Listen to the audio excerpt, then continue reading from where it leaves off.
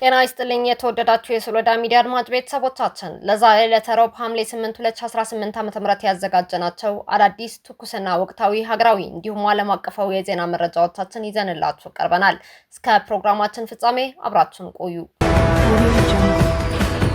የአሜሪካው አምባሳደር ኤርቪን ማሲንጋ በትግራይ ክልል ያደረጉትን ጉብኝት ተከትሎ ከክልሉ የጊዜያዊ አስተዳደር ፕሬዝዳንት ጀነራል ታደሰ ወረደ ጋር ሊያደርጉት የነበረው ስብሰባ በጀነራል ፍስሐ ኪዳኑ ወይም ፍስሐ ማንጁስ ትዕዛዝ ምክንያት ሳይሳካ መቅረቱ ተሰማ። በአዲስ አበባ የሚገኘው የአሜሪካ ኤምባሲ ባወጣው መግለጫ አምባሳደር ማሲንጋ በትግራይ ክልል ያደረጉት ጉብኝት አሜሪካ ለዘላቂ ሰላም መረጋጋትና ለሰብአዊ መልሶ ማቋቋም ስራዎች ያላትን ቁርጠኝነት ለማረጋገጥ ያለመ መሆኑ ገልጿል። አምባሳደሩ በቆይታቸው በአሜሪካ ድጋፍ ህይወት አድን እርዳታ እያቀረቡ ካሉ የሰብአዊ ረድኤት አስተባባሪዎች ጋር ተወያይተዋል።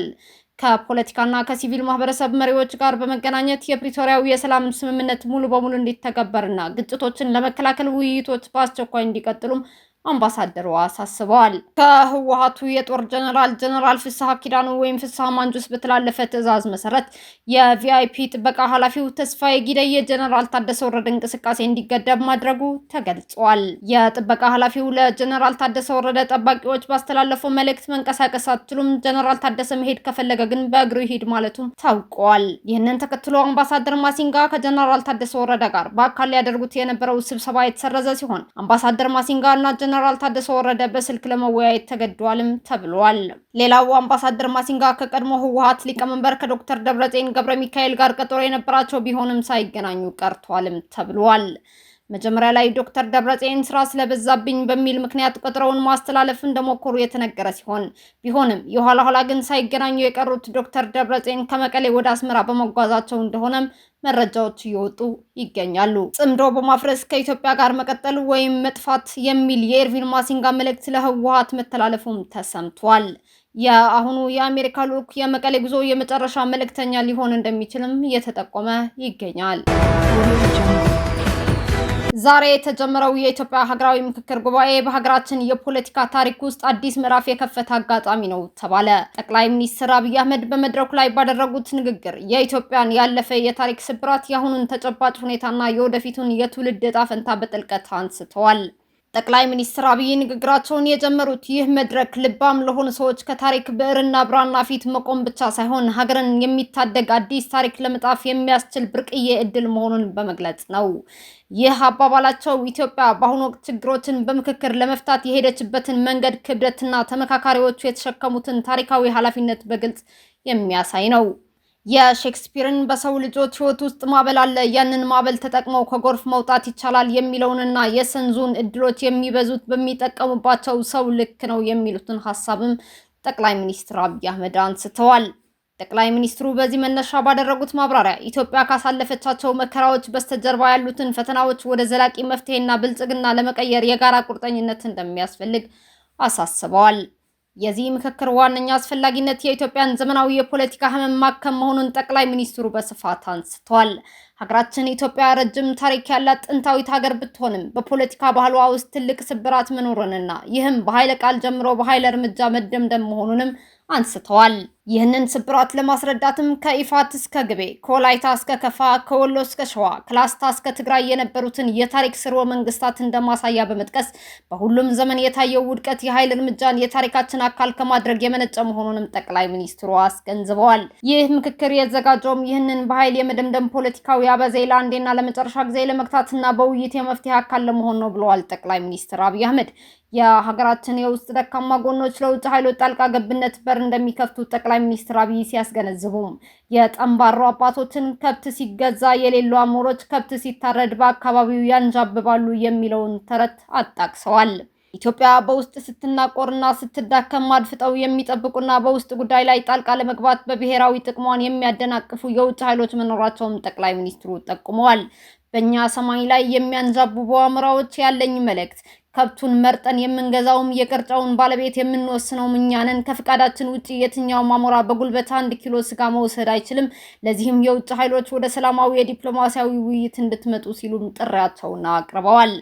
ጠቅላይ ሚኒስትሩ በንግግራቸው ላይ እንደገለጹት ኢትዮጵያ ቀይ ባህር እንድታጣና የጂኦግራፊ እስረኛ እንድትሆን ያደረጋት ዋነኛው ምክንያት የውጭ ኃይሎች ጥንካሬ ሳይሆን በውስጥ በነበረን ስንፍናና ሴራ ነው ብለዋል። አሁንም ቢሆን የውስጥ ልዩነቶችን ወደ ግጭት ሲያመሩ እነዚህ አሞሮች ጥይትና ፕሮፓጋንዳ ለማቀበል እንደሚፈጥኑ ጠቁመው በኢትዮጵያ ሰማይ ላይ የሚያንዣብቡ ኃይሎች የቅርጫው ባለቤት የሚወስነው የኢትዮጵያ ሕዝብ መሆኑንና ከፍቃዱ ውጪ አንዲት ኪሎ ስጋ እንኳን መውሰድ እንደማይቻል አስጠንቅቀዋል። በቁጥር የበዙት በቁጥር አነስተኛ ለሆኑ ማህበረሰቦች እውቅና መስጠትና ድምጻቸውን መስማት ለሀገር መጽናት ያለው ከፍተኛ ጠቀሜታ መሆኑን ጠቅላይ ሚኒስትሩ ጠቅሰዋል።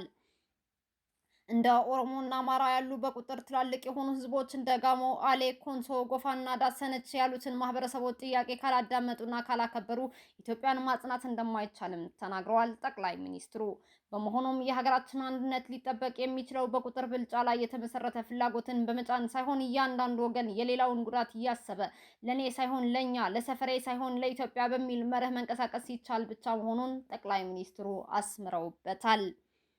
የኢትዮጵያን አብሮነት በጽናት ከሀገር በቀል እውቀቶችና ከባህላዊ ሴቶች ጋር በማገናኘት ጠቅላይ ሚኒስትር አብይ ዋርካን ለምክክር ለሽምግልናና ለእረፍት የሚሆን ታላቅ ተምሳሌት አድርገው አቅርበውታል። ባለፉት ዓመታት ዋርካን የመቁረጥ የመወያየት ባህልን የማጥፋት ዝንባሌ በመስፋፋቱ እኔ ብቻ ካልኩኝ የሚል አደገኛ ልምምድ መተካቱን ገልጸዋል። ይህንንም ለማስተካከል በትግራይ አባባሎች ውስጥ ያለውን የአንድ ሰው ምክር ከምድር በታች ነው፣ የሁለት ሰው ምክር ከምድር በላይ ነው፣ የሶስት ሰው ምክር ግን ምርጥ ዘር ነው የሚለውን ፍልስፍና ተጠቅመዋል ጠቅላይ ሚኒስትሩ።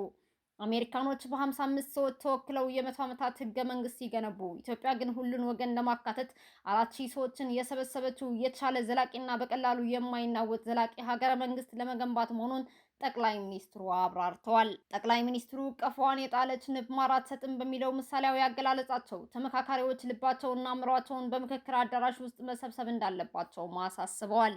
በማህበራዊ ሚዲያ በሚለቀቁና ከምክክር አውዱ ውጪ በሆኑ መልእክቶች የሚመሩ ከሆነ ምክክሩ ፍሬ እንደማያፈራ በመጠቆም የውይይቱ ብርሃን ከመላው ኢትዮጵያ አልፎ ለአፍሪካ ምሳሌ የሚሆን ውጤት ማስገንዘብ እንዳለበትም አሳስበዋል ጠቅላይ ሚኒስትሩ። በመሆኑም ተመካካሪዎች ለዛሬ ሳይሆን ለነገ፣ ለራሳቸው ሳይሆን ለልጆቻቸው በማሰብ የጀመሩትን ምክክር ወደ ውጤት እንዲቀይሩ የተጣለባቸው አደራ የኢትዮጵያን ቀጣይ ህልውና የሚወስን ታሪካዊ ክስተት ነው ብለዋል። አሜሪካ ለሶማሊያ የምታደርገውን ማንኛውም የውጭ እርዳታ ማቋረጧን አስታወቀች። የአሜሪካው የውጭ ጉዳይ ሚኒስትር ማርኮ ሩቢዮ አሜሪካ ለሶማሊያ የምታደርገውን ማንኛውም አይነት የውጭ እርዳታ ሙሉ በሙሉ ማቋረጧን በይፋ አስታውቀዋል። ሚኒስትሩ ውሳኔውን አስመልክተው በሰጡት መግለጫ የአሜሪካ ድጋፎች በሙሉ የአሜሪካን ብሔራዊ ጥቅም ብቻ ያገለገለ መሆን እንዳለባቸው በጥብቅ አሳስበዋል። የውጭ ጉዳይ ሚኒስትሩ ማርኮ ሩቢዮ የአሜሪካ ግብር ከፋዮች ገንዘብ ለሌሎች ሀገራት የሚውልበትን አካሄድ በመኮነን ጠንከር ያሉ ነጥቦችን አንስተዋል። የውጭ እርዳታ ምጽዋት አይደለም ያሉት ሚኒስትሩ በግብር ከፋዮች ገንዘብ የሚደገፉ ማናቸውም ፕሮግራሞች ለአሜሪካ ግልጽና ቀጥተኛ ጥቅም የሚያስገኙ መሆን እንዳለባቸው አስገንዝበዋል። አዲሱ ውሳኔ አሜሪካ ከዚህ ቀደም ለሶማሊያ የምታደርገውን የገንዘብ የደህንነትና የልማት ድጋፍ ሙሉ በሙሉ የሚያቆምም ሆኗል። ይህ የአሜሪካ ውሳኔ ከዓመታት የውስጥ ግጭት፣ ከከፋ ድህነትና ከመንግስታዊ ተቋማት ግንባታ ፈተናዎች ጋር እየታገለች ላለችው ሶማሊያ እጅግ ከባድ ምት እንደሚሆንባትም ታዛቢዎች እየገለጹ ይገኛሉ። ሶማሊያ ከዚህ ቀደም በዋናነት በአሜሪካ ድጋፍ ላይ ትተማመንባቸው የነበሩት ዘርፎች የሰብአዊ እርዳታ አቅርቦቶች፣ የጸጥታና ደህንነት ፕሮግራሞች፣ በተለይም አልሸባብን ለመዋጋት የሚደረገው ጥረት እንዲሁም የልማትና የመሰረተ ልማት ግንባታ ፕሮጀክቶች እንደሆኑም ተገልጸዋል። ውሳኔው በአፍሪካ ቀንድ የደህንነትና የጂኦፖለቲካዊ ሚዛን ላይ ምን አይነት ለውጥ ሊያስከትል እንደሚችል በቅርበት የሚጠበቅም ይሆናል። አሜሪካ አዳዲስ ጥቃቶችን ስትፈጽም ኢራን በበኩሏ ተጨማሪ የንግድ መስመሮችን እንደምትዘጋ አስጠነቀቀች። አሜሪካ በወታደራዊ ኢላማዎች ላይ ተጨማሪ ድብደባዎችን ስትፈጽም ኢራን በቀጠናው የሚገኙ ተጨማሪ የንግድ መስመሮችን እንደምትዘጋ አስጠንቅቃለች። የኢራን አብዮታዊ ዘብ አሜሪካ ጠባጫሪነቷን እስክታቆም ድረስ የሆርሙዝ ሰርጥ ዝግ ሆኖ እንደሚቆይም ተናግሯል። አክሎም በቀጠናው የሚገኙ ተጨማሪ የነዳጅና ጋዝ መላኪያ መስመሮችን እንደሚዘጋም አስጠንቅቋል። ማስጠንቀቂያው የተሰማው የአሜሪካ ጦር ማዕከላዊ እዝ ሴንቲኮም ሌሊቱን ካካሄደው የ7 ሰዓት ድብደባ ተከትሎ የድሮን የአየርና የባህር ጥቃቶችን መፈጸሙ ካስታወቀ በኋላ ነው። ከቅርብ ቀናት ወዲህ በአሜሪካና በኢራን መካከል የተቀሰቀሰው አዲስ ጦርነት ለዓለም ምጣኔ ሀብት ወሳኝ የሆነውን የባህር ሰርጥ እንቅስቃሴ አልባማ አድርጎታል። ይህ ጥቃት ወሳኝ የነዳጅ መተላለፊያ በሆነው የሆርሙዝ ሰርጥ ላይ መርከቦች መንቀሳቀስ ባለመቻላቸው የነዳጅ ዋጋ ዳግም እንዲጨምርም አድርገዋል። የአሜሪካ ጦር ማዕከላዊ እዝ ረቡዕ ማለዳ የተፈጸሙ ጥቃቶች የኢራን ጦር በንግድ መርከቦች ላይ ተጨማሪ ጥቃት መፈጸም እንዳይቻል በማድረግ አቅሙን ያዳከሙ ናቸው ሲል ዛሬ ጠዋት አስታውቋል። የሴንትኮም ባለስልጣናት አክለውም ለ90 ደቂቃ ያህል የኢራን የባህር ዳርቻ መከላከያዎችና ክሩዝ ሚሳኤል ማከማቻ ላይ ድብደባ ተፈጽመዋልም ብለዋል። ማክሰኞ ዕለት የአሜሪካው ፕሬዝዳንት ዶናልድ ትራምፕ ኢራን ወደ ድርድር የማትመለስ ከሆነ በሚቀጥለው ሳምንት ድልድዮቿንና የኃይል ማመንጫዎቿን እንደሚደበድቡም ዝተው ነበር። እስካሁን አብራችሁን ከኛ ጋር ስለነበራችሁ እያመሰገንኩኝ በሌሎች መረጃዎች እስክንመለስ እንደተለመደው የሶለዳ ሚዲያ ቤተሰብ በመሆን ላይክ፣ ሼር፣ ሰብስክራይብ ማድረጋችሁን አትርሱ። አዳዲስ ትኩስና ወቅታዊ መረጃዎቻችን በቶሎ እንዲደርሷችሁ የደወል ምልክቷን ይጫኑ። ስኬት፣ ድልና ሰላም ለኢትዮጵያውያን። ሶለዳ ሚዲያ